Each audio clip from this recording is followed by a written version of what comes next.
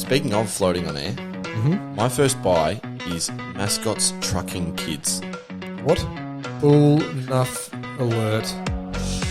My last sale is Chupa Chup wrappers. You're looking vibrant, relaxed, youthful. Thank you. Yes, I don't feel any of those things, but Neither do I. And I don't look at. Wow.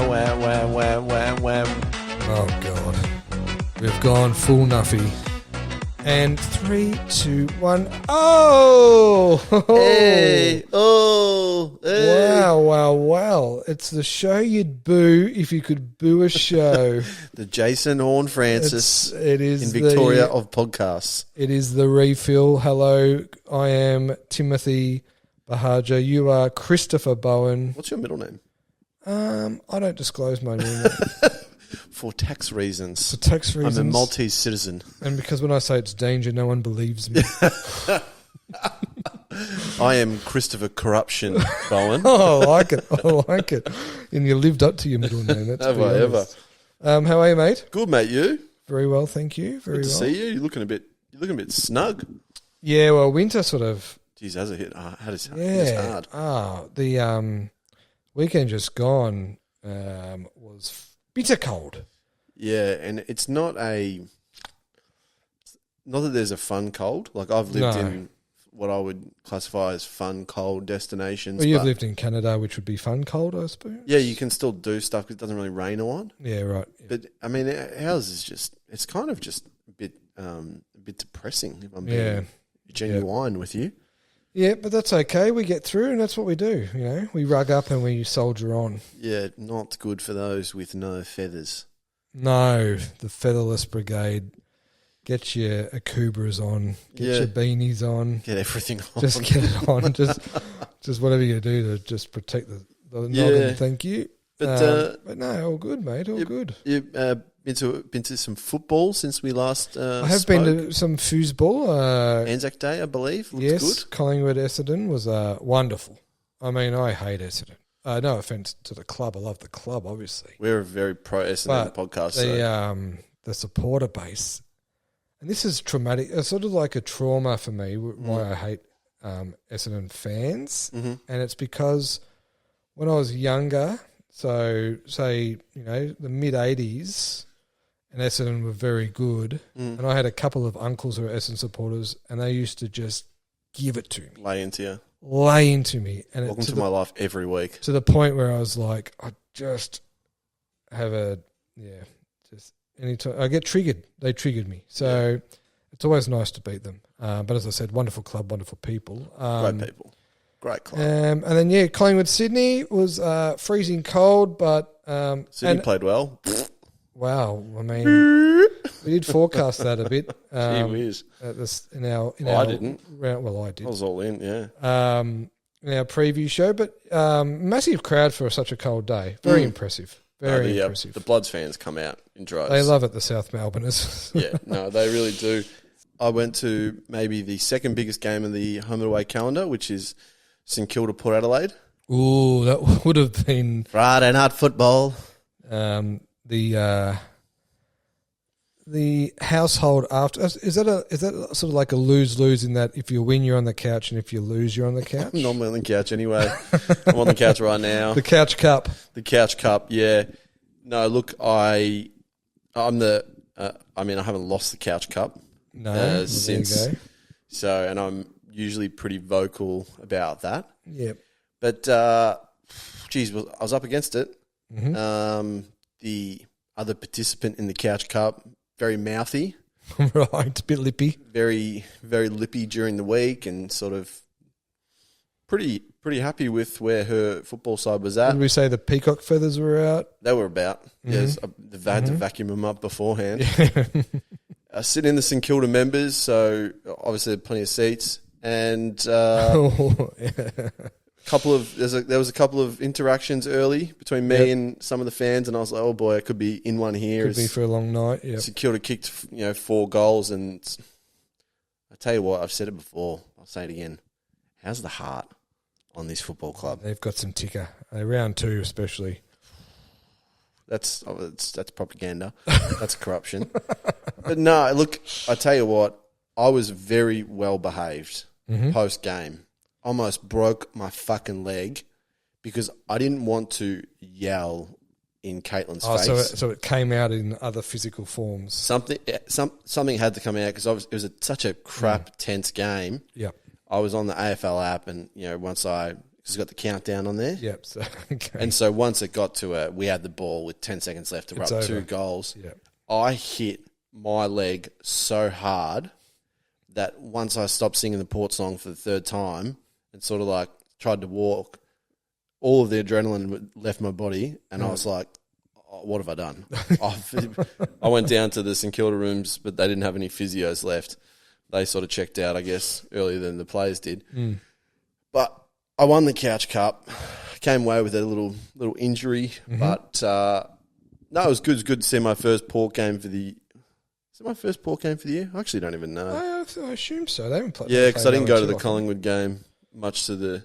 No, round two. Much to the chagrin of a lot of people. A lot of people told me the score for that game anyway. But no, look, it's been great. We don't want to waffle on too much. No. So I think we'll jump straight in because we're going to talk a bit of football anyway. Oh, yes, Australian rules football. I like football. So let's throw it over to Sandra Sully and the late news.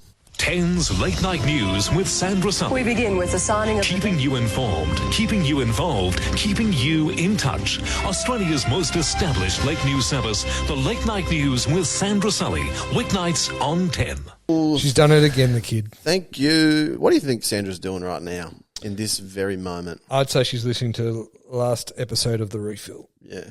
You know what? Gets her pumped up before the late night news. It was just a whisper. I reckon she's listening to the Olympic episode. And she's probably thinking like what I was thinking in that moment was, geez, one of us really missed the memo on what we were doing here. She's just taking notes. Urinal cake. Honey, how do you spell urinal? Great episode. If someone wants to go back and listen to that. Great episode or a dark chapter, you be the judge. These are all dark chapters. Did you want to kick it off? Sure. The Australian Boomers have named their extended 18-man squad ahead of the 2023 FIBA World Cup, featuring a record number of NBA players and the Tokyo bronze medalists as well, obviously. This team is stacked. To me, it looks stacked, and I don't even know basketball. So for the first time, the Boomers have 10, count them on 2 hands, 10 NBA players, current NBA players in their squad. Paddy Mills, Thibault, Ingles, Landale, Green, Dellavedova, Cooks, White, Daniels, and Josh Giddey up. So it's a super strong team. As I think I texted you earlier this week. Yeah, and that's what I said. I said, is this a stacked lineup? Does it look stacked? It is super stacked. It is super exciting too. Yeah. Where are these FIBA championship games? Hey Siri, where are the 2023 FIBA World Championship games, please?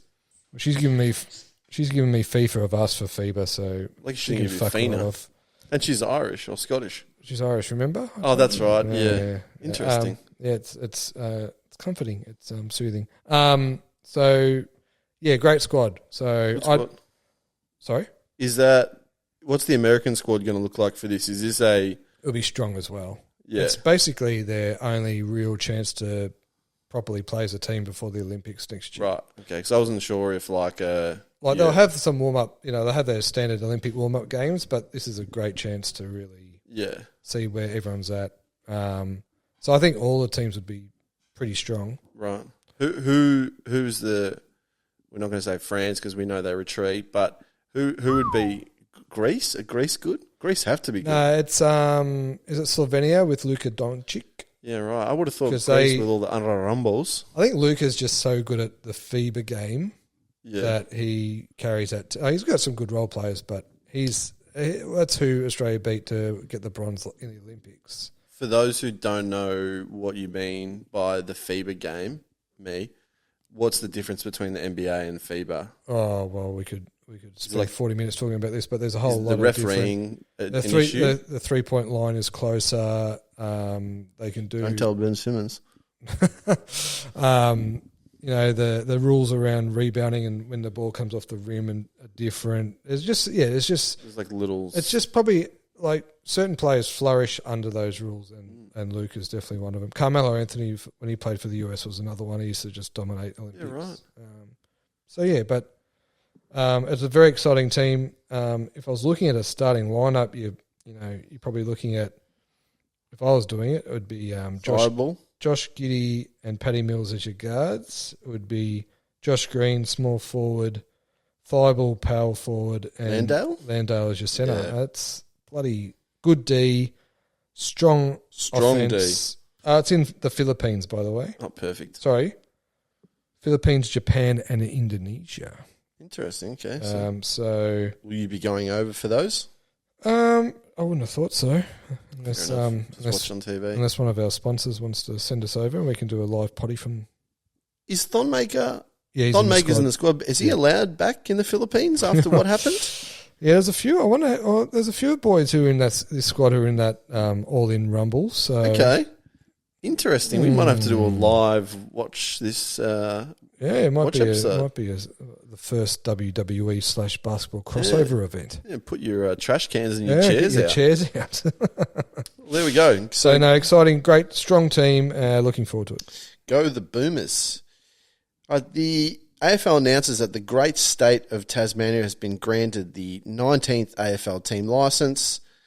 Days after the licence was granted, all 18 AFL teams supported the state's bid, which will see Tasmania join the competition in 2028. Hurrah! Hey! That was always going to happen. Well, it was a drawn-out process. A lot of it obviously was based around that stadium being built, but I've seen a few articles from Tasmanians saying, good luck building that stadium, just in terms of things get done a little bit slower down in Tasmania. And you set me up for a gag here? No, this is literally what I've read. So interesting. And they do have a sort of housing crisis, so it's a bit of a political hot potato. But really, but I'm no, trying so hard here not to just don't fall into the trap of don't be cliched. Don't be very cliched. hard not to. But I think it's great for the start. I mean, I love Tasmania. It's a great part of the world. It has produced some unbelievable and footballers. Some absolute football royalty. Matthew Richardson, the Rewaltz.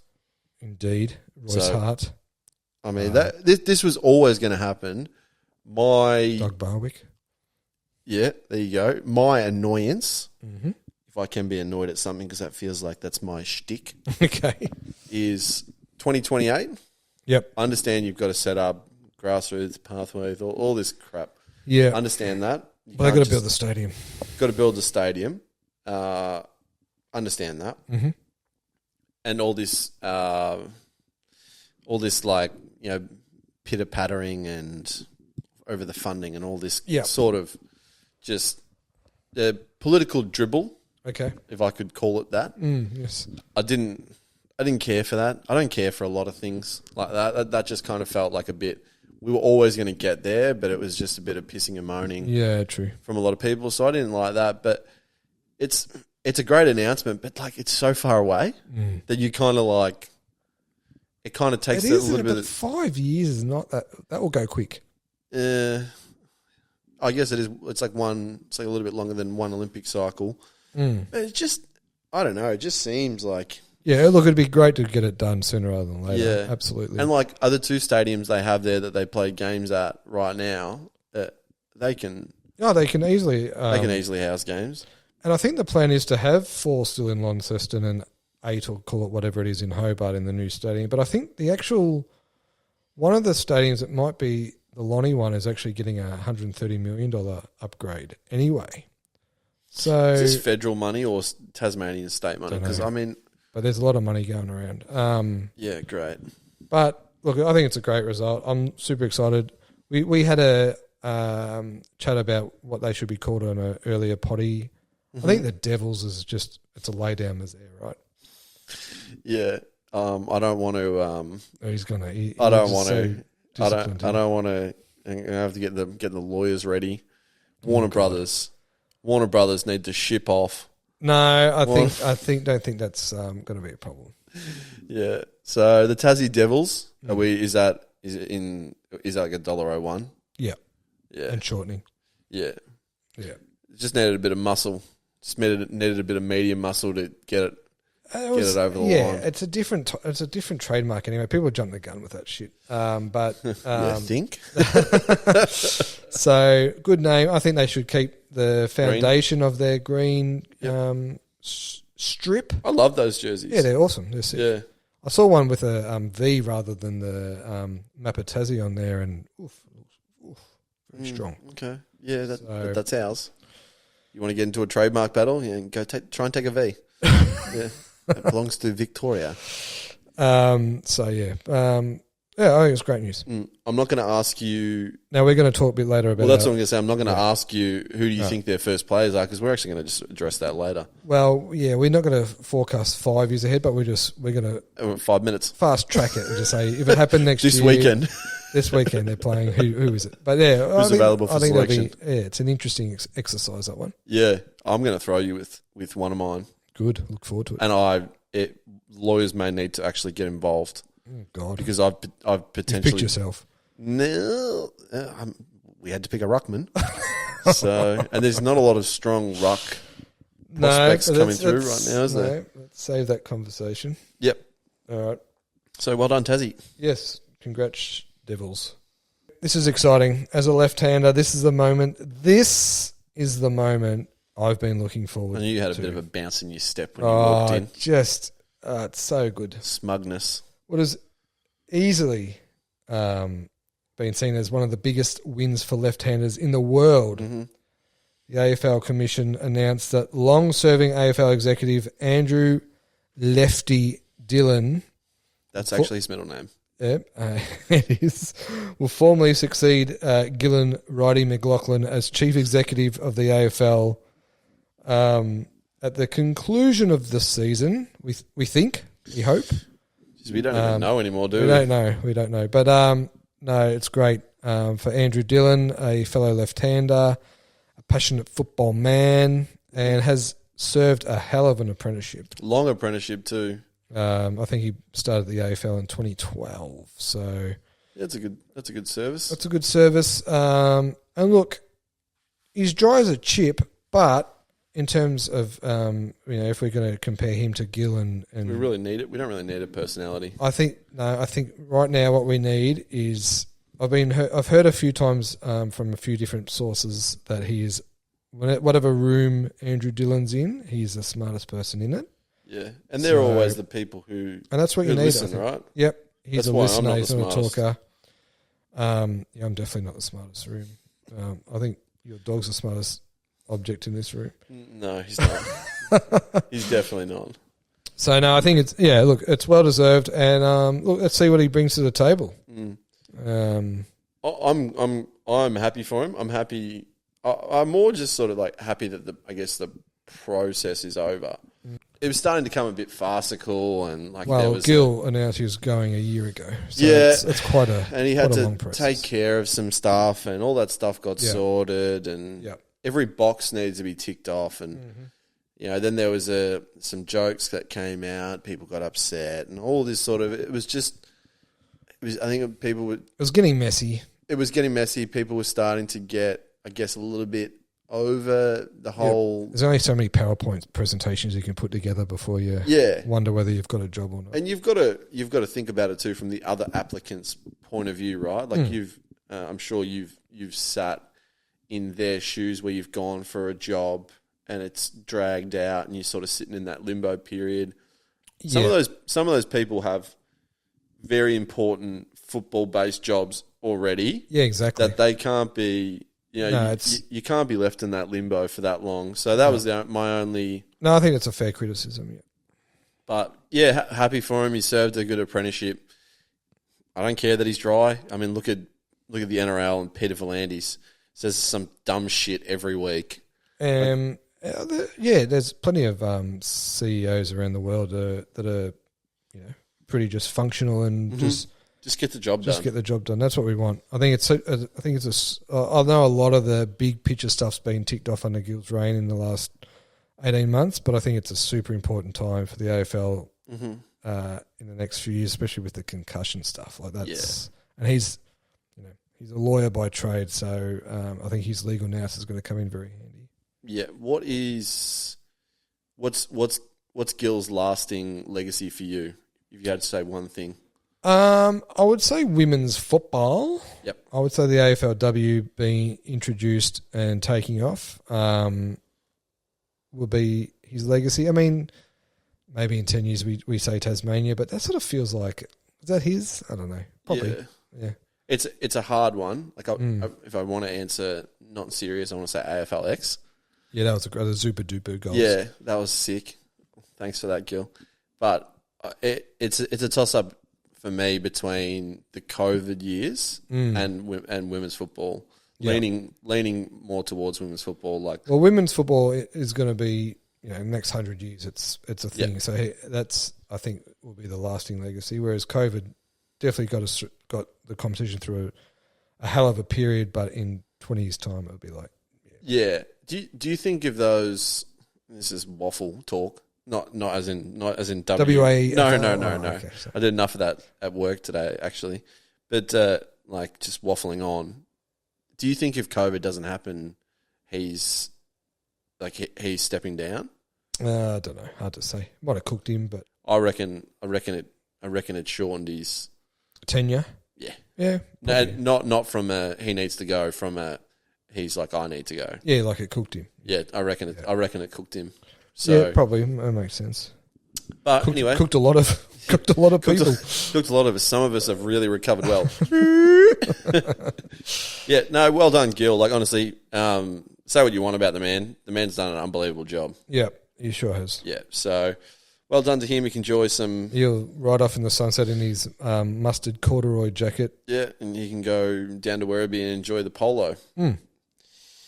Moving on to the F1 season's returned after a very long 4-week layoff after the Australian Grand Prix. Back-to-back races in Azerbaijan and Miami. Surprisingly, Red Bull's Max Verstappen and Sergio Perez split the races as the energy drink provider has a stranglehold on the F1.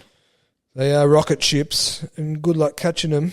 Gee whiz, are they ever? Is Perez a chance of taking out the title? I don't think so. They're just going to make Max. Max is the number one driver, right?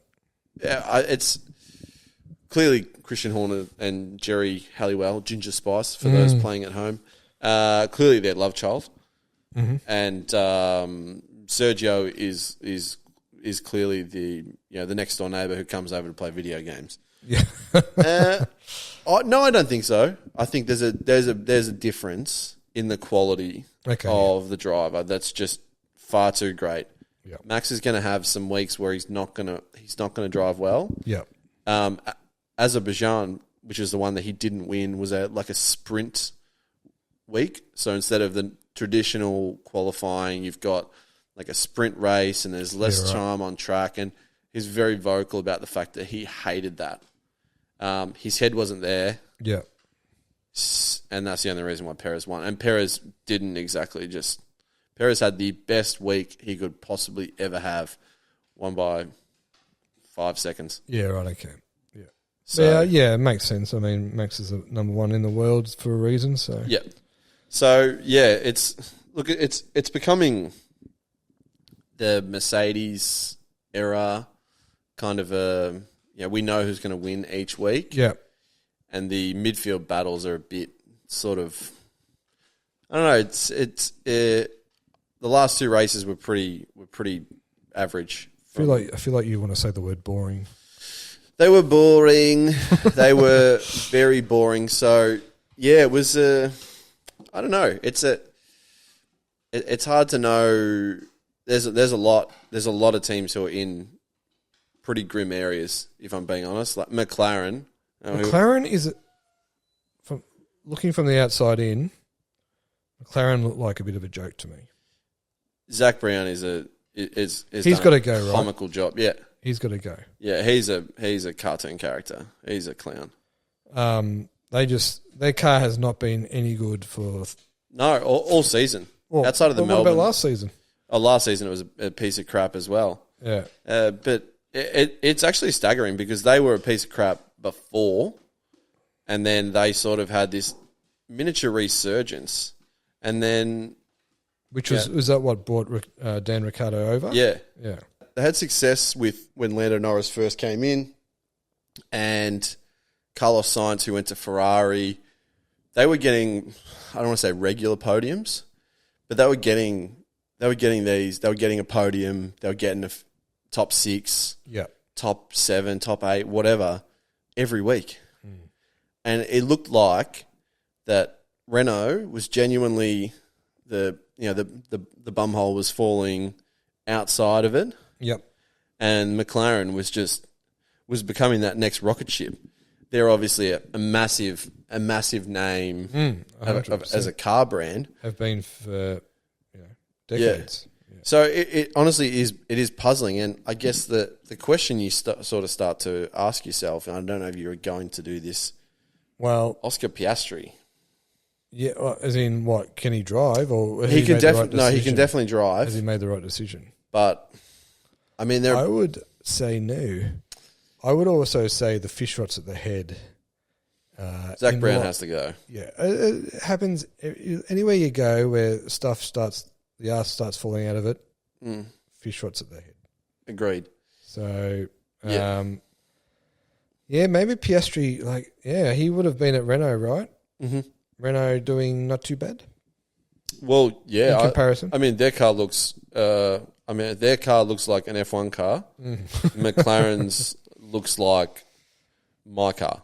Look, maybe they can turn. Maybe Zach Brown goes and they get someone in and it can turn around, but it doesn't feel like it's going to be a quick fix. Well, it's funny because they're I don't even know what the title is. They're the guy who just oversees things, right? So Zach Brown's a CEO, Yeah, but there's a guy underneath him, right. Yeah, who is essentially, I can't even think of what the name of the person is. GM or something. Let's just say GM. So Christian Horner for Red Bull, he's like their CEO, and and team principal. Team principal, that's it. Like Toto Wolff, Yeah, he's same. CEO and team principal, but like they have the team principal and then he's the CEO separately. Yeah. So their old team principal went to Alfa Romeo, who are going to become Audi, and is there as their CEO. So I mean, you're not getting poached by Audi to be the CEO and the launch pad for that team if you don't have a bit of knowledge up in the old brain box. So have they potentially fucked up and let a good man go Just to keep Zach Brown as CEO. Yeah. just to keep a man who tucks a t-shirt into tracksuit pants and walks around? Loves a good tuck, doesn't he? Yeah, and he's got a barrel on him. Anyway, not the we're here to judge. No, I mean I am. So yeah, like the F1, the last 2 weeks have been. We've got a week off now, and then we've got a triple header.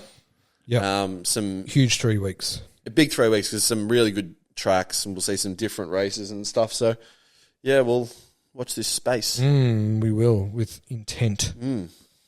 The NRL's Magic Round has been run and won. Every game live on Fox League. It's all about. And moving on. So, Scottish runner Josania Zawruski was disqualified for using a vehicle during an ultra marathon. Oh. Do you know what an ultra marathon is? It's like, is it like 2 marathons in one hit? It's like 3. Is it? Okay. It's like 3 marathons, but it's on like insane terrain. Yeah, right. So like it's just up Mount Fuji. Just like brutal. Like they're just running pigs. Yeah, complete pigs. So, Josiah, I'm just assuming that's how it's pronounced. So we're just going to go. I think that looks pretty good. Sounds good. So she got caught. Using a car. So the data from the tracking system at the Great Britain Ultras, which is a 80-kilometre race from Manchester to Liverpool, showed that she used a car for 4 kilometres during that race. I mean, if you're going to run ultra marathons, what are you doing? Like, What the fuck is taking 4Ks off going to do? I know. Well, just don't get in a car. Like, just don't run it. How, is that not one of the... And obviously we're not big in the ultra marathon scene. No, not anymore. But is that not a batshit crazy thing to do in an age where GPS and everything is tracked? Like, oh yeah, exactly. It's you're going to get caught. how do you think you're going to get away from? Like Lance Armstrong got away with things because he in that time. Yeah, but he always rode. Yeah. He never once had a toe. Yeah, he didn't, exactly. But she's legit hopped in an Uber. Yeah, and said, "Don't like this 4K stretch." Yeah, exactly. It's a bit uphilly. Yeah, the craziness from her. Gee whiz. But anyway, Josiah, Lift. Pull your head in. lift. Don't get a lift. There we go. Perfect. Yeah, she's won no friends here, No, but and we've had to end the headlines on a negative note. yeah. So thanks, Jasmina. Yeah, and thanks NRL.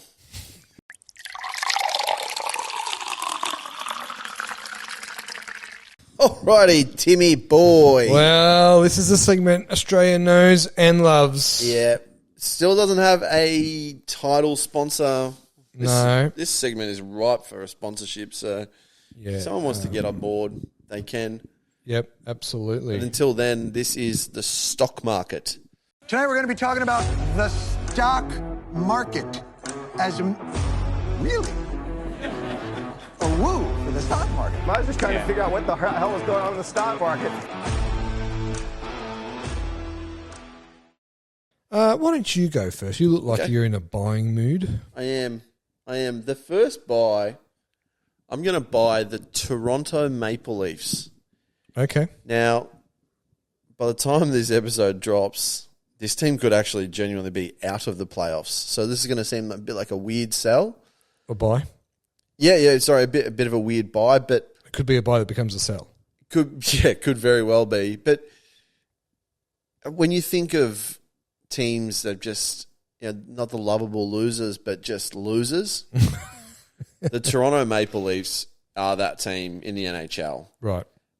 Historically known for not getting out of the first round of the playoffs, Yep. choking in elimination games, and just having genuine brain fart meltdowns. Love to see it. In elimination games. Obviously, I lived there. Their fans are some of my closest friends. Some of them, I know we hate doing shout-outs, but Andrew... No, we love shout-outs. We love Yeah. If you're listening anywhere in the world, we are worldwide. He will be listening. G'day, Andrew. In Kitchener, Ontario. One of my closest friends. They won their first playoff series, I shit you not, since 2004. Yeah, it's a drought. That's an Essendon-style drought. That's a long drought. Yeah. So they overcame a lot of mental hurdles. Yeah. They've got a very, very good group of players. And I'm buying them because I know how much happiness that has, that success, albeit it may just be one playoff series That's win. okay. That's all right. Baby steps. Exactly. When you're dealing with a franchise and a fan base that has had just Zero almost success. 20 years of it's anguish, a long, long drought.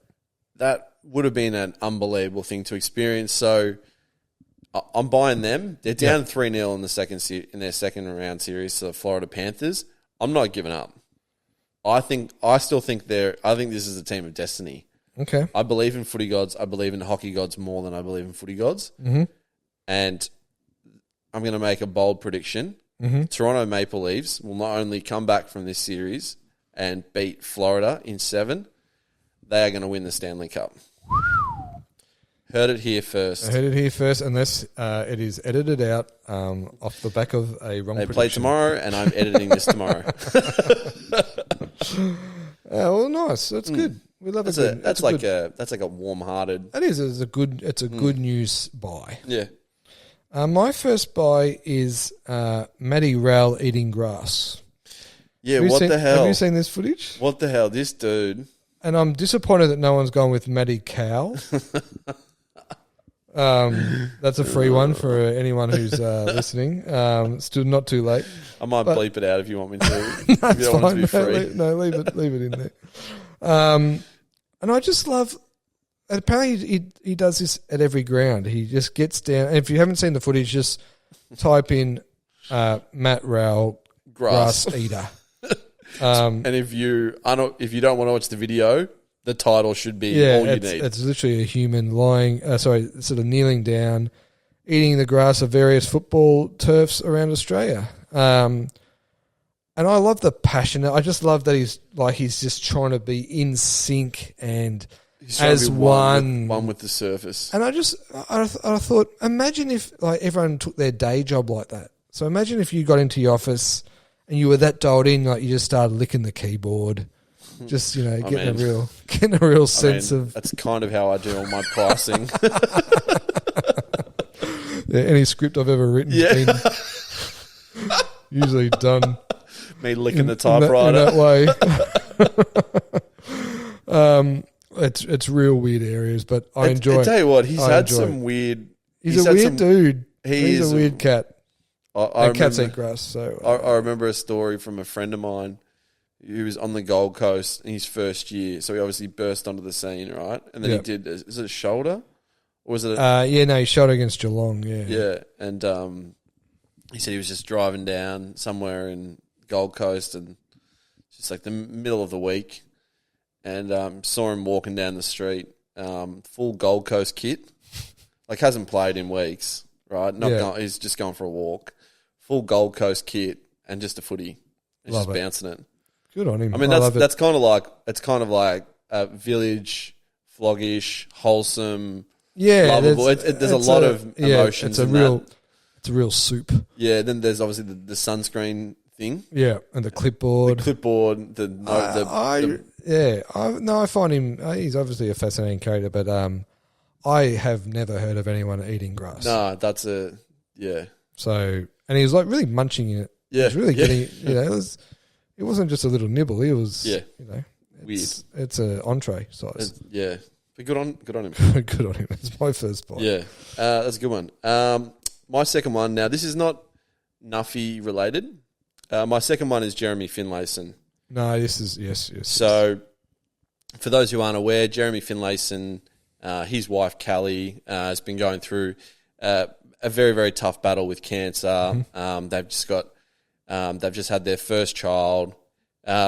These sort of stories break your heart when you hear it. It is a heartbreaking story for sure. Because everyone can relate to this. Everyone's had someone close who's passed away from cancer. And look, for him to push through, play football. Good football too. Honestly, I don't know how. I personally wouldn't be able to do it. No, yeah, the fact that he's able to actually perform at a high level is amazing. Yeah. Outside, the Sydney game, people just think of Valir and what he did. They don't realise he took an unbelievable mark, kicked the goal to put Port ahead. Yeah. There's another win we had, which was within 1-2 goals. He took 5 contested marks in the back line in the last quarter. Yeah. He was huge, and he was huge again on the weekend. This is just, honestly, as a Port Adelaide fan, I'm obviously incredibly proud of the way he's handled this and played. Yep. But even if you shouldn't have to be a Port Adelaide fan to really get behind this man and that family this year, because it's hard to know what to say. I don't want to go too much because I'll probably start to get a little bit choked up thinking about my own experiences, but he's playing unbelievable footy. Yeah, no, all you can do is just thoughts go out to him for sure. Absolutely. So to Jeremy, his family, our thoughts are with you, and keep playing amazing footy, because honestly, it's inspiring every week. Yeah, it is inspirational. What he's doing, and I'm sure the rest of the players are really appreciative in getting around him. Yeah, I'm sure it's galvanising him for sure. Yeah, that way. Yep. So that's my second buy. Yeah, it's a real wholesome sort of a. Yeah. No. Absolutely, mate. Absolutely. My next one, I'm just going to take it off tangent from that one, Don't worry, I'll be doing that as well. is James Harden's Las Vegas visit. I don't know if you know about this. Don't. So I'm so excited. I'm so glad we're talking about James Harden. So James Harden, prior to the Celtics playoff series, had a couple of days off. Okay. And he went Dennis Rodman. He went full Dennis. And, Did he really? Yeah, went to Vegas. Although he asked the coach, and the coach said, Doc Rivers said, well, worked for Dennis, so go for it. You got a few days off, you do you. And I love that. And I'm fine with it. But I think that's where taking the lead from Dennis Rodman should start and finish.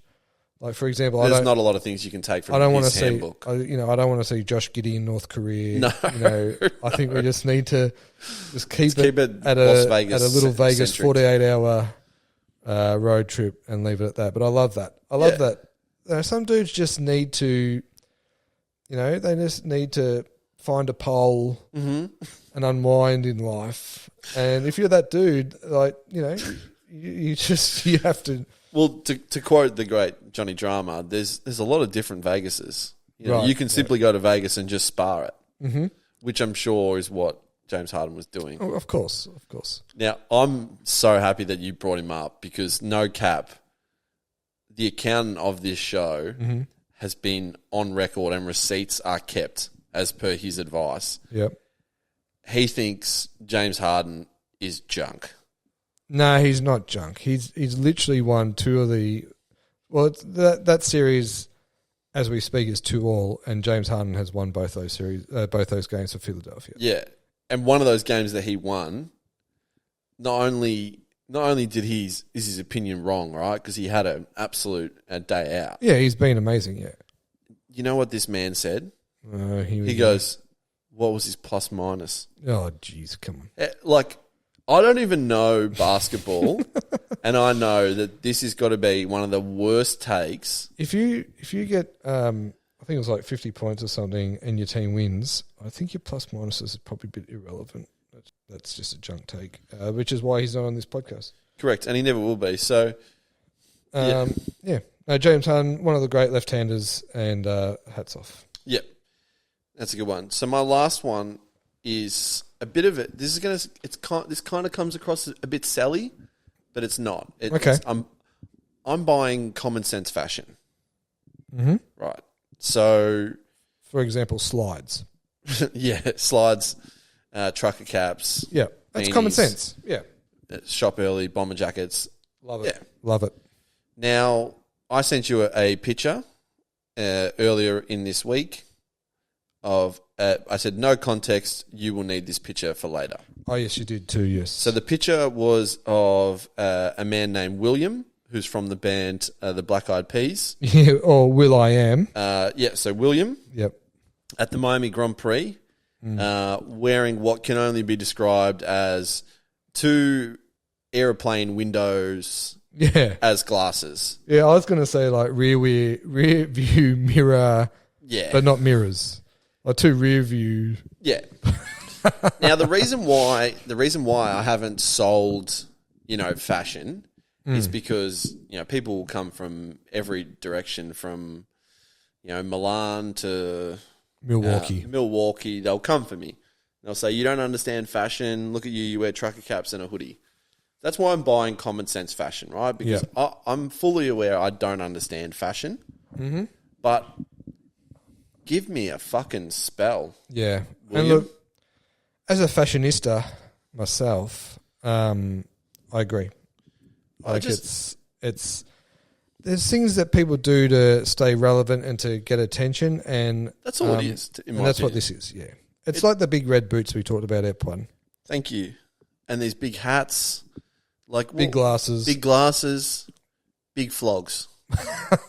As simple as that. So I'm buying common sense. So that was at the Miami Grand Prix. Yeah, obviously that Grand Prix was littered with celebrities and stars and whatnot. And Tom Brady's there. He's wearing a Ralph Lauren shirt, some chinos. If you're William/Will I Am, who hasn't been relevant with the Black Eyed Peas for close on 15, 20 years, I would say 20. He's lucky to get an invite. He would have. No, he paid. No, he's sitting in the grandstand. Yeah. Yeah. He's in the bleachers wearing the. He's in the. he's in corner 3 saying, let's get it started. Like, you can hear the cars revving up. Yeah. But common sense fashion. I Button-up like shirt, it. It's a good buy. It's a good buy. chinos, boat shoes. Keep it simple. Keep it simple, stupid. The Yep. KISS methodology. Yep, there's a reason Never why. fails. Yep, exactly right. Exactly right. So they're my buys. Very good. Like it. My last buy, it's a little bit self-indulgent, and I mean that quite literally, is Ancestry DNA results. Now, I'm not going to go through mine. I got mine done. I got mine done for my birthday. I've always been fascinated. As in a present to yourself for your birthday? Or No, someone... like my family got it for me. Oh, right. Is it expensive? It's over 100 clicks. Oh, fair enough. So, yeah, it's not cheap. Happy birthday, Tim. Thank you. And well, my birthday hasn't come around yet. But it was more of a like, happy birthday, Tim. Yeah, Here it is. yeah. You're like, oh, thanks. That's not your dad. Yeah. No. Papa. And so I'm not going to go through my results and bore everyone to death. But what I will say was there was a shockwave result. Oh, wow. And it's not milkman related or anything, but there was 1%. So they give you a percentage. Oh, did you get like... So I got 1% of a country or a region that it was a shockwave. And I hope people hearing this don't boycott the podcast as a result. Yeah. I want you to try and guess the country. It's not. I think I know. It's not live related. Yeah. Yeah. No, it's Russia. It's Russia. Eastern Europe and Russia. That is... Yeah, wow. I always knew you had that vibe about you.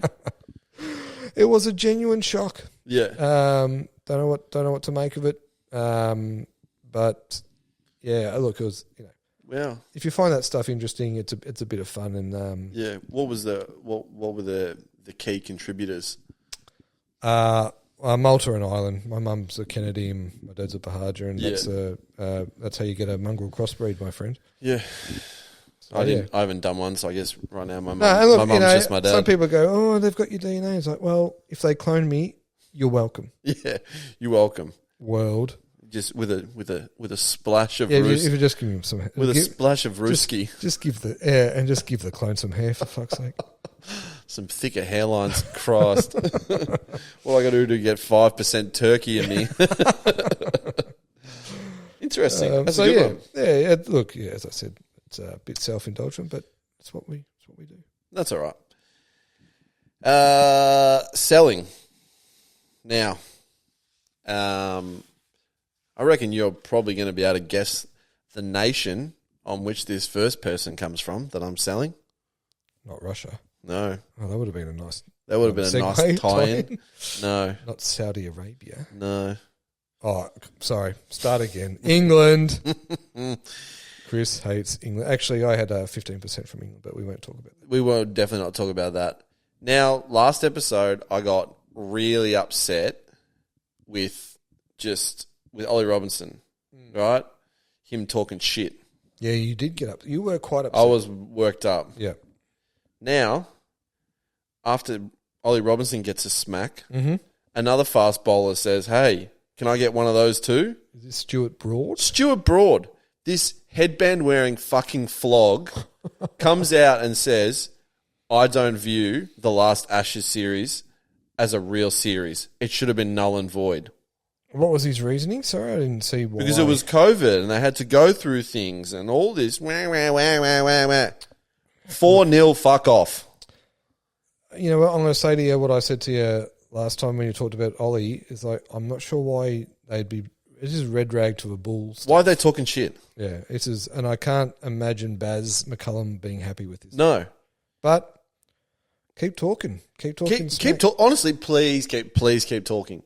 And they're still talking too. They're talking about bringing the fences in and all this stuff. That's fine. No, Steve Smith can hit a ball. Yeah, they were talking about Marnus Labuschagne can't bat in England.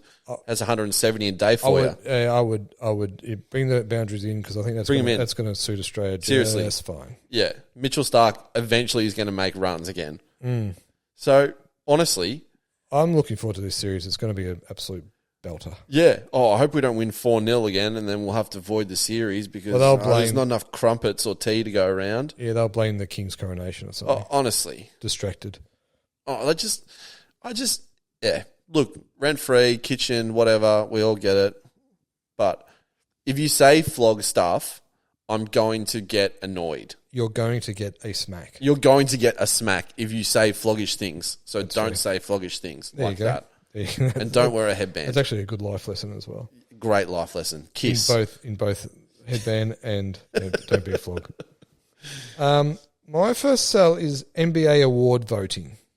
Now, I'm not sure if you're aware of how the NBA vote on their awards. Oh.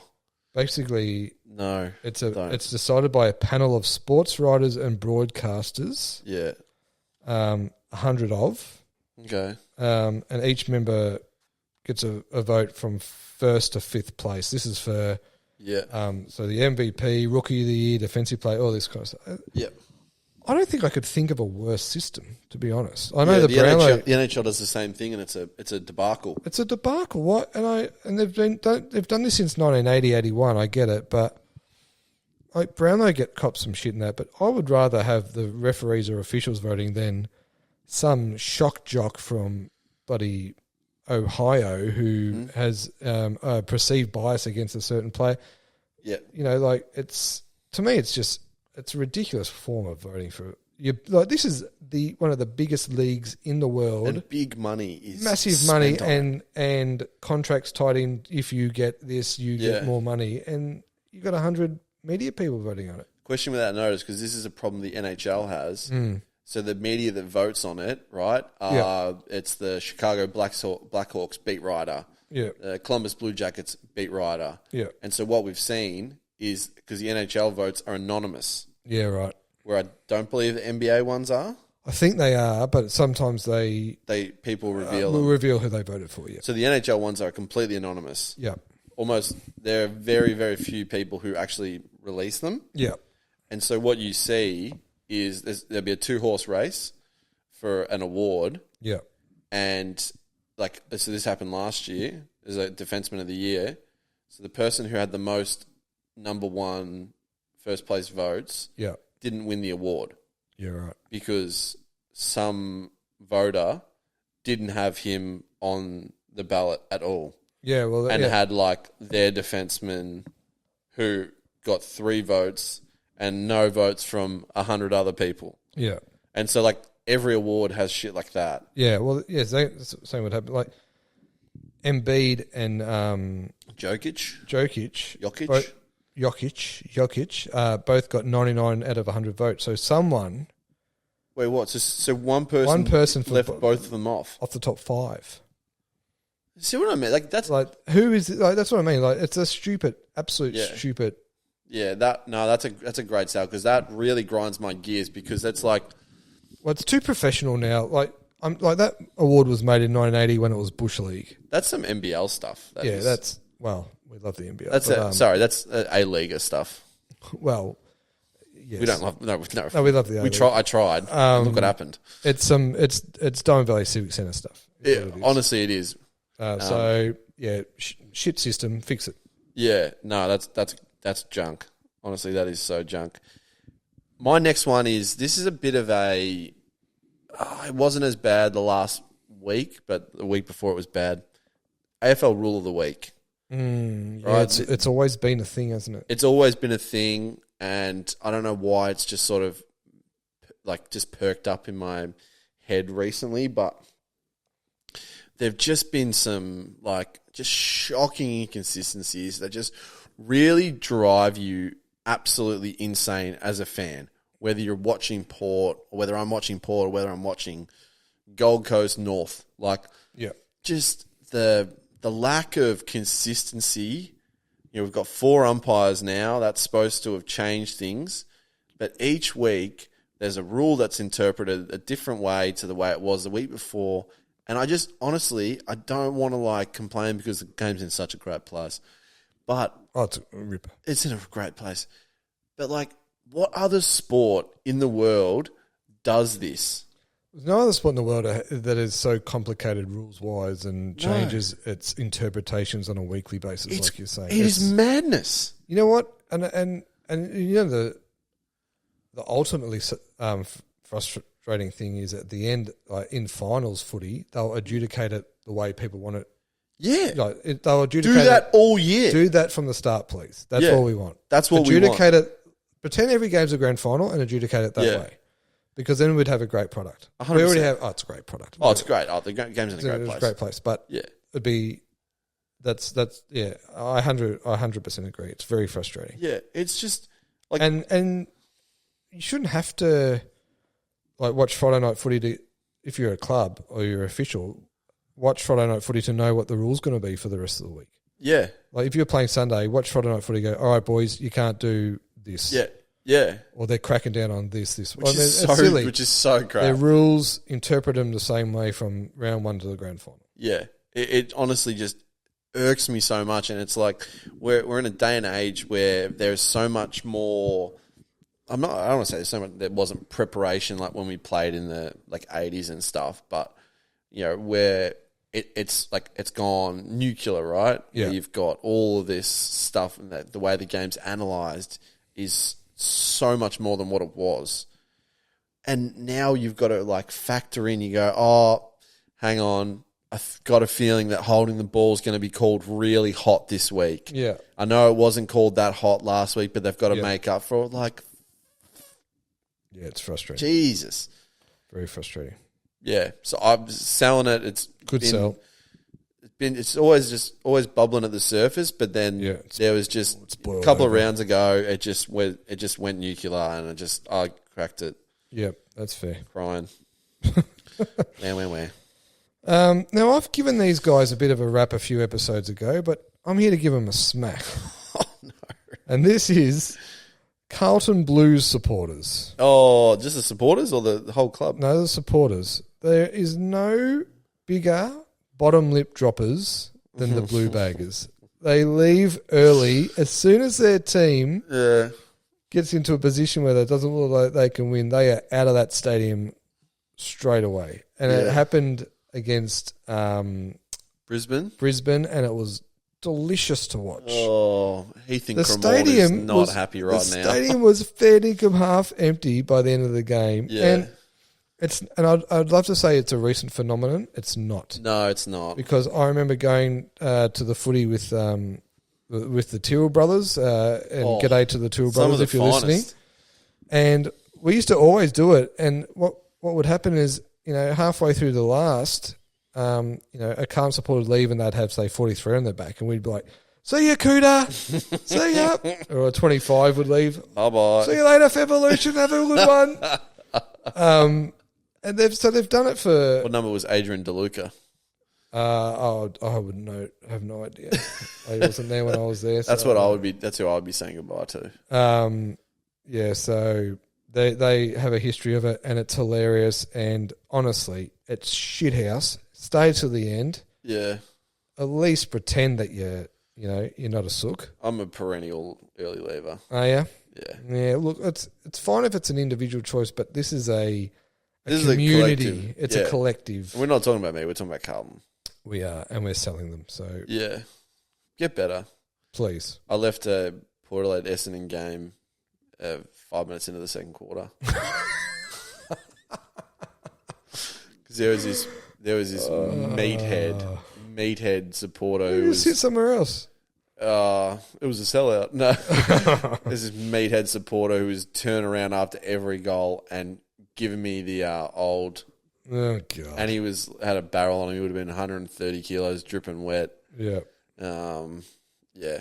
Well, that's fair. No, that's probably reasons beyond. Mitch from Maribyrnong just giving it to me, and I just sort of said, "Oh, 5 minutes in, we're 10 goals down. See ya. Bye." But no, it's hilarious to watch. So you know, it's embarrassing if you're a Blues supporter and you leave early. That's all I'm saying. Yep. No, well said. If you are from England, don't go anywhere. My last sell is Royal Family Nuffies. I love this because I was very close to selling the Royal Family, the monarchy as a whole, but I stayed off it just because I had a feeling Yeah, like, I had an that inkling. you might go there. Yeah, I had an inkling there was going to be something British based, but I didn't want to sell the royal family because I guess I don't understand it. But what I do understand, I don't think anyone understands it. no, and the coronation, I didn't know what that was. I thought that was it kind of sounds like a sex move. The coronation. So honestly, There's Prince Charles in the coronation. that's his first coronation. She's at the ripe old age of 98 or however old he is. But Oh, shit.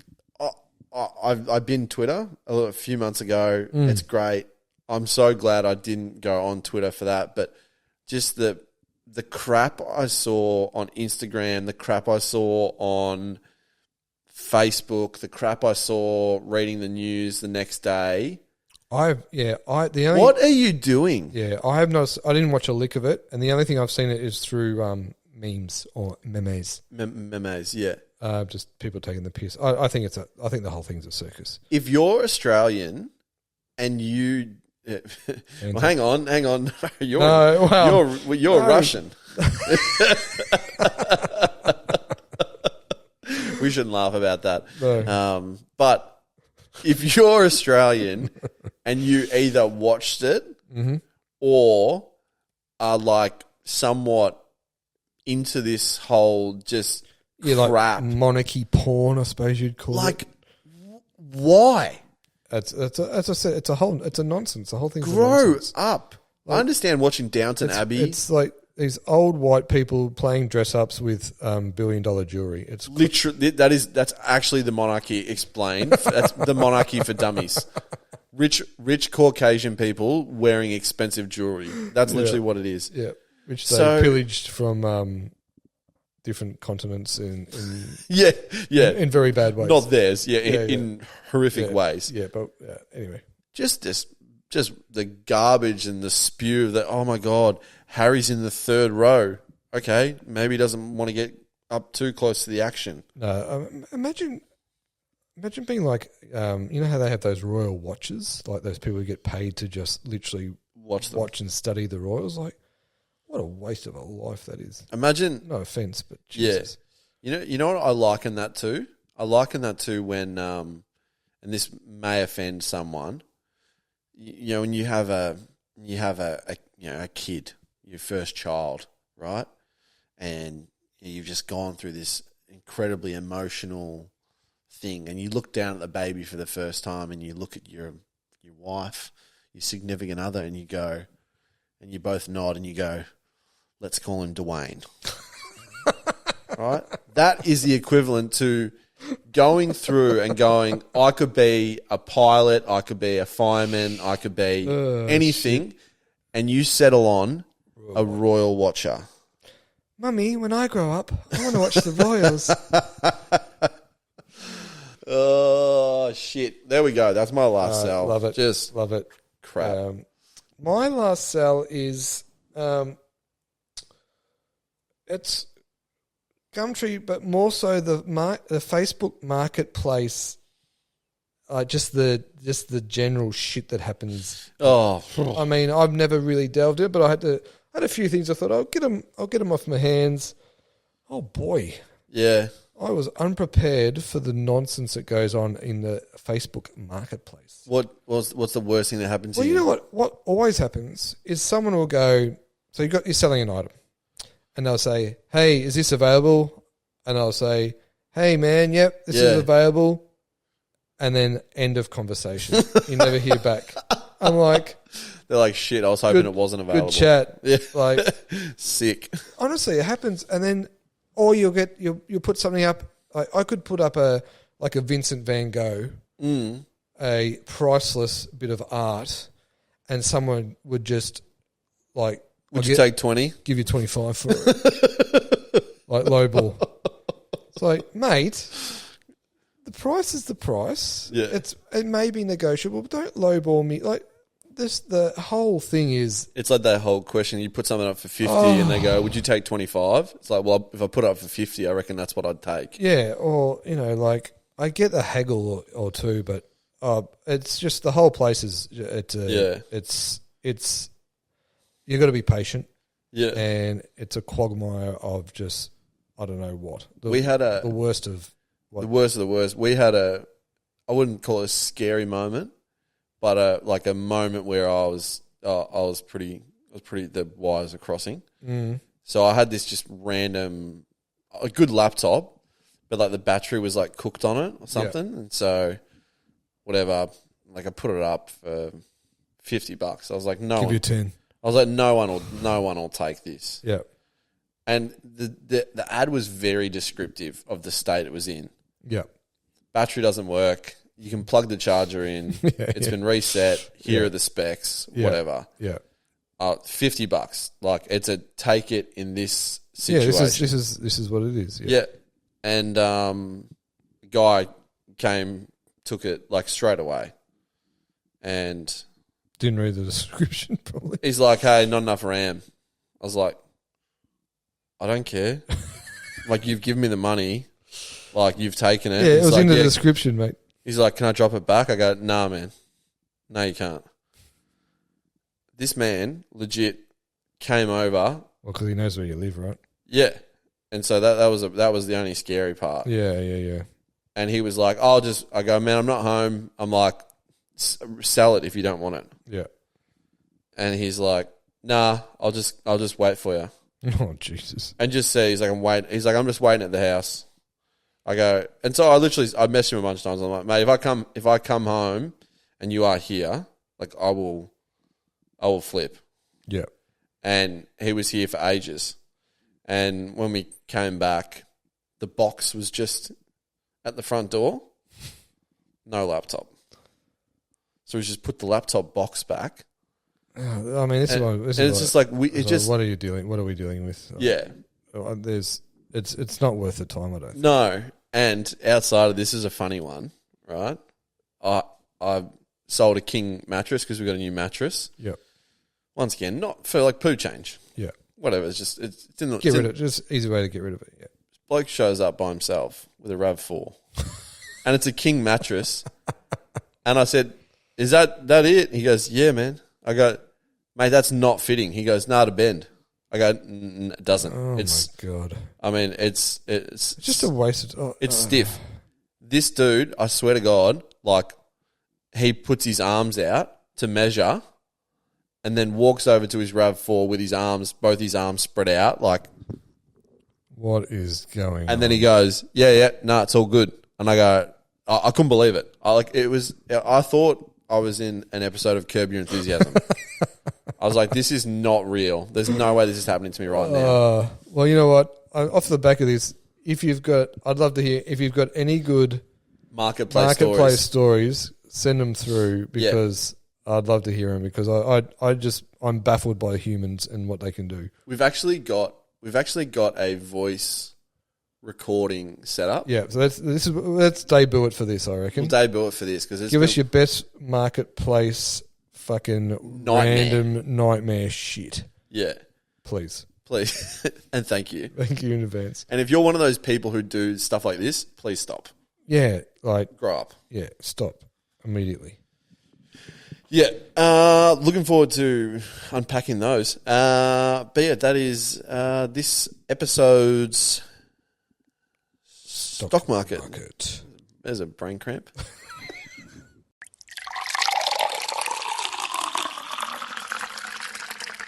So it's fun and games time. Let's have a bit of fun with this one. So I like fun. The homework, the task was next year. They've expedited the Tasmanian team. Mm-hmm.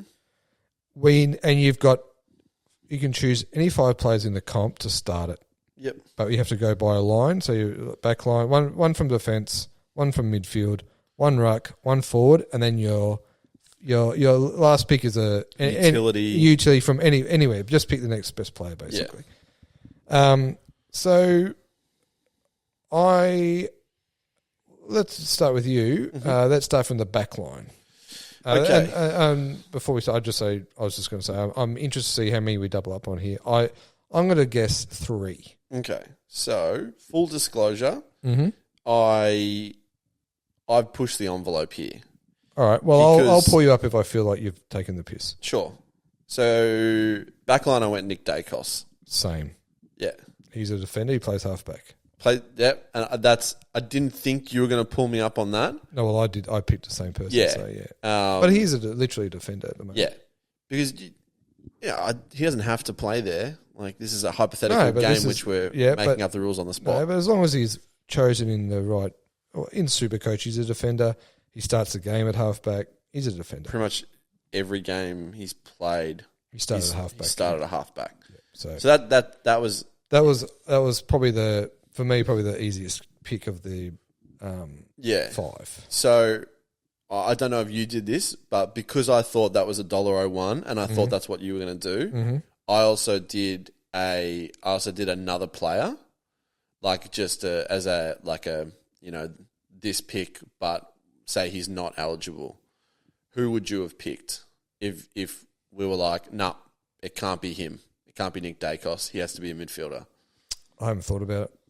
Where did you went? I went recency bias. I went Jordan Dawson. I was going to say it would have been either Jordan Dawson or the Cheezel Sheezel. Yeah. So the reason why I went Jordan Dawson, who's probably playing more midfield these days, but correct. Yes. Probably the best kick in the AFL. He'd be top 5. Yeah, you can argue. You can make an argument for it. The biggest problem that I feel like a lot of expansion teams have is that they go like prospect heavy. Yeah, right? That was definitely Gold Coast's problem. Definitely Gold Coast problem. Also, some kind of a GWS problem. Yeah, but to be successful, you need to win.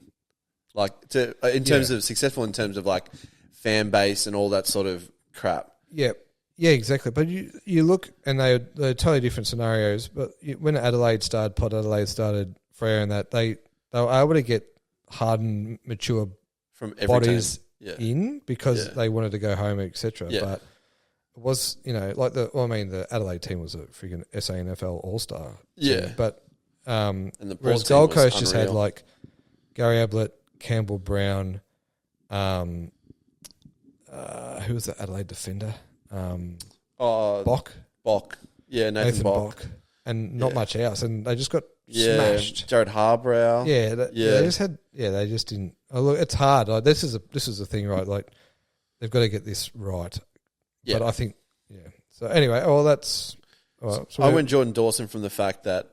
Well, you went Nick Dacos. But but I went Jordan Dawson as like the second choice. Is because he's from in that mold of established... Captain, not 30. Yeah. Because you're going to get you'll get good mileage out of that. Yeah, for sure. And you won't have to wait for him to sort of hit that peak. So so that was my back. Yep.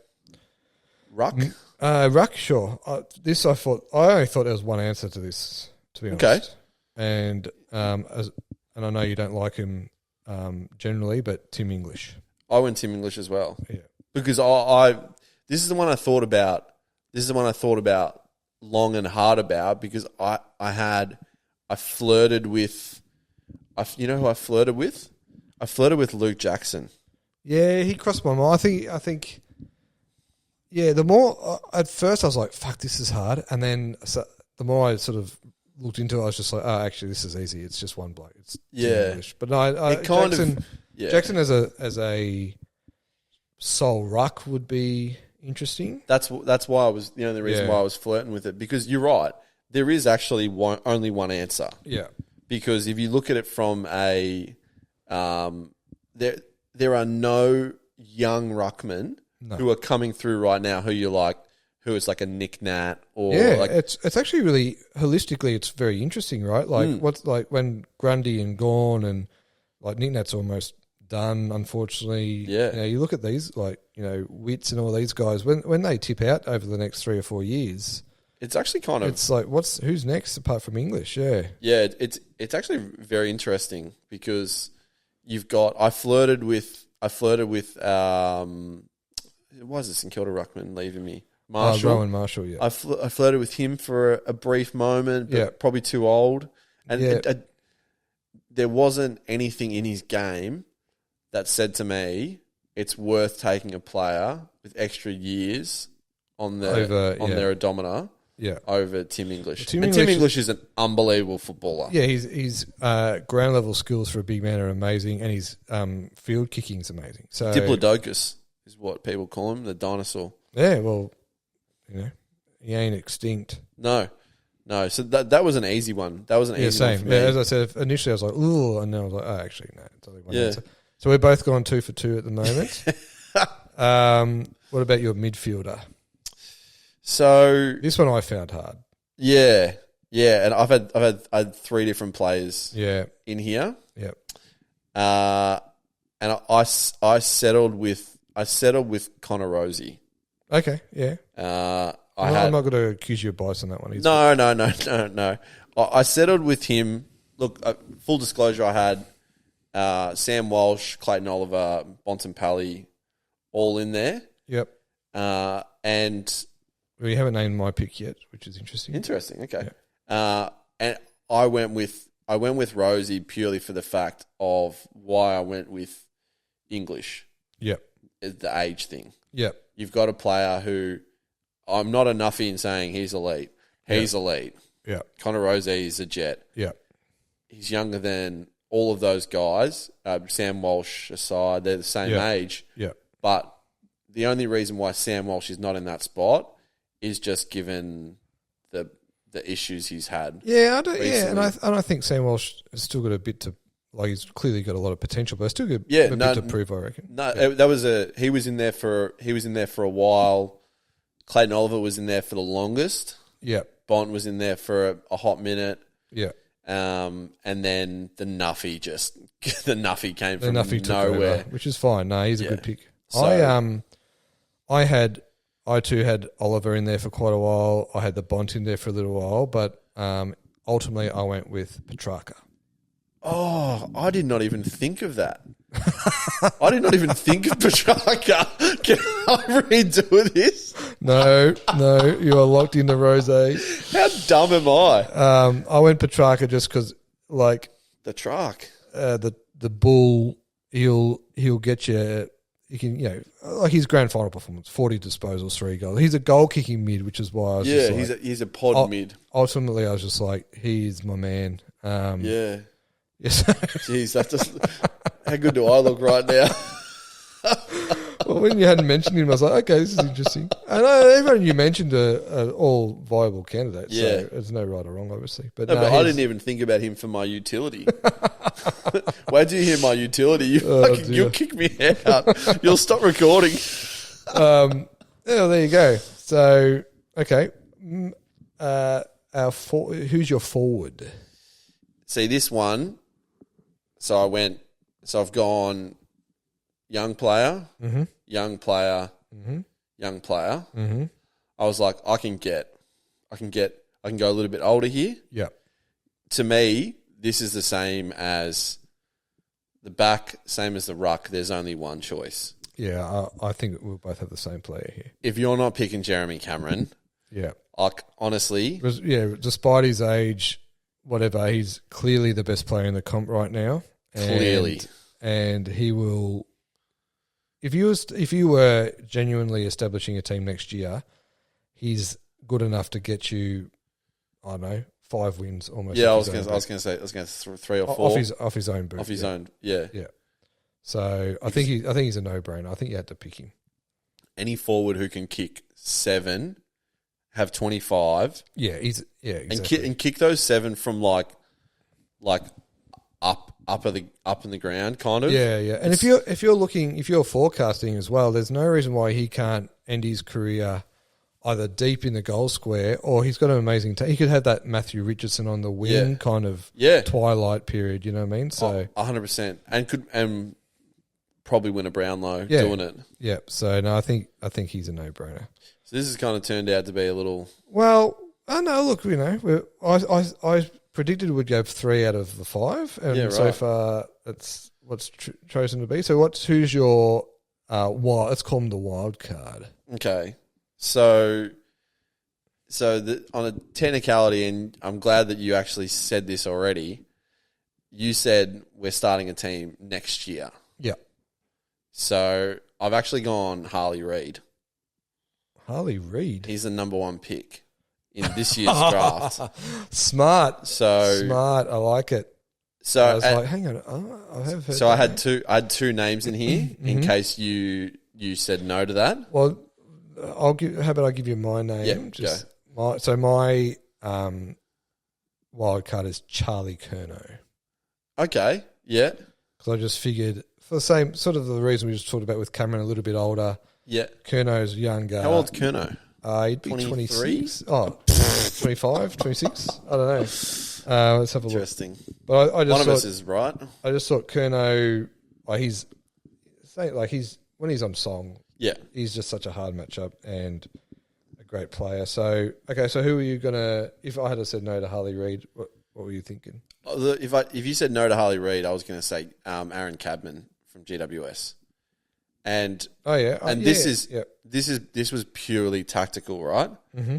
So number one pick. So Charlie Curnow's 26. 26. Okay, so not 23. So yeah, has he shown enough? Or you don't care? No, it wasn't. It wasn't even a he's shown.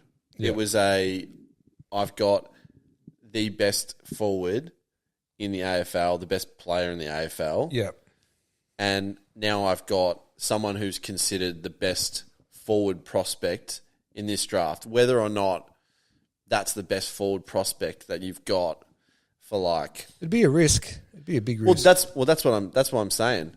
I've got Nick Dacos. Yeah, I've got Tim English. I've got Connor Rozee, and I've got Jeremy Cameron. Yeah, that's why I was prepared to just take Cadman. Roll the dice on Cadman. Roll the dice. Back in Adrian Caruso and his wonderful big brain. Yep. That's fair. I'd back in Caruso's big brain any day. But it was more of a I wanted Harley Reid. I think it's smart. I didn't put any criteria on it. And you sneaky little shifty bastard. Little prick. Shifty. No, well done. I think it's good. Yeah. Let's do the what we did for the backs. Take Cameron out. Yeah. Yours would obviously be I'd Curnow. go Curnow next. I mean, I was very close to Toby Green for that wild card as well. Just again, age and. But I think Toby Green is clearly a top 5 player in the comp at the moment. Is Toby Green not the biggest barometer for their respective we sides? talk about a bloke who will single-handedly win games off his own boot. He's quite literally done that. Yeah, maybe a couple of times this year. Yeah, because they're nowhere. They're no, and without him, they would be maybe 1 or 2 wins. Yeah, easily. So he's a gun. His age, he'd be about 20, 28, 29, I'd guess. Yeah. Were there any real left field players you were thinking? Or flirted with? No, not really. I flirted with Rankin. Oh yeah, yeah. I flirted with him for a hot minute. Yeah. As with the utility, I was throwing a dart. I wasn't never going to go. For my midfield, I'm going Clayton Oliver. And the utility is Bond. Like I was always going to throw a dart. Well, I mean, Curnow's got a injury history, I suppose, but he's a pretty safe pick. I mean, Coleman medalists don't grow on trees. No, exactly. It's a good exercise, I reckon. It is, and I guess you could kind of say like I've thrown it. If I go Cadman there, I could have just taken Curnow because like if Cadman turns into Curnow, that's a really good result. Yeah, but by an extra 5-6 years. Yeah, so it's a good exercise. I actually have a lot of fun doing that sort of thing. Yeah, absolutely. So, we'll post our little teams on there. Selections up and see if there's anyone disagrees. I don't know how anyone disagrees. I'm not sure you disagree with any of that. I mean, someone is really going to pick up on the fact that I've just forgotten about Christian Petrarca. Apart from that, good exercise. And I hadn't forgotten about Cripps or players like this, but I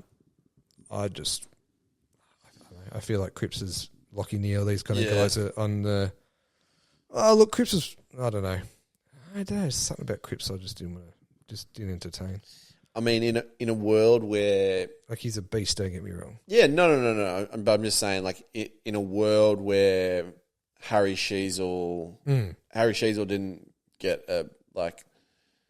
And I just mentioned those midfielders, or the who did I say? Oliver. Bontempelli. Yeah. Like Sheezel would have been probably the most logical pick if we're doing this fair income for the long term. Fair income for the long term. Yeah. But we're not long term fair income. No, and we're people, not, are we? and we're far from fair income. So Yeah. In all seriousness, no. Who do you think take a wild guess at who you think their first player will be that they sign? I'd have to look through the list, but I would dare say there's probably going to be. I reckon it'd be an ex-Tasmanian. Yeah. So I think it would be like a statement. It has to be, yeah. So I'm looking at ex-Tasmanians currently running around the AFL who are aged probably in their low 20s now. Yeah. So by the time this comes around in 5 years, they're going to be around sort of that 28, 29 mark. Yeah. I don't know who that person is. Yeah. Yeah, I'd have to look. Yeah. But I think symbolically, an ex-Tasmanian, They have to. I think it has to be done. Yeah. What about the coach? Fagan would be too old. Yeah. Look, I just think you just pick the coach on merit. I don't think you worry about the Tasmanian. You don't think there'll be like a Sheedy kind of a? No, I don't think so. Yeah. I don't know. It depends on the landscape by then. Yeah, because they could very. I could see a world when this shakes out where Tasmania has like draft picks in this draft, then that draft, and they're coming in. So they're going to do like the Gold Coast thing where they'll have they're playing their VFL team. Or whatever VFL team. You have Bluey McKenna as their coach. Yeah. And then that's the coach that they come in with. I could see that. Yeah, I mean it's a great opportunity. I suppose my point was just that I don't think it needs to be an expat. Whereas I think symbolically the first player on the list, even if it's not your best 22 player, is I think it's just a nice thing to do, but not necessary. Yeah. No, very good. We did also tease. So we got one more. We do have one more. I want to talk about this. This is because I liked it. Have you got your notes in front of you? I will have to get them up because so you can spoil this while I. So the basic premise of this is LIV Golf came on the scene. It was the ultimate disruptor. It's come in. It's changed the world of golf. Imagine if that happened for footy, for Aussie rules footy, for the AFL. What does that look like? What does LIV AFL, LIV Footy look like? And Chris put together what I'd call a prospectus. I put together I've got a day off, and I've got a lot of thoughts I need to just randomly share with someone who won't scold me. And shared you did, and I liked it. I thought this is a great little alternate universe, LIV Footy style. So this is my version of LIV Footy. LIV Footy. Yeah. So who starts it? How's it? I'll tell you how it starts. Yeah. So everything's going to plan already. Okay. So the AFL's just given a 19th license. Yep. The AFL will not settle on 19 teams. There'll be 20 teams for sure. There'll be 20 teams, right? Yep. Where's the 20th team going to come? Well, there's two places. There's two states really. It's either WA or SA. Correct. Mm-hmm. LIV Footy starts after China. Oh my God! After the AFL furiously blocks Gina Reinhardt's bid for a third team. So she's tried to put the consortium together. The AFL have said no dice, and she said and that's got her angry. That's got her angry. It's got her back up, and you don't do that to Gina. No.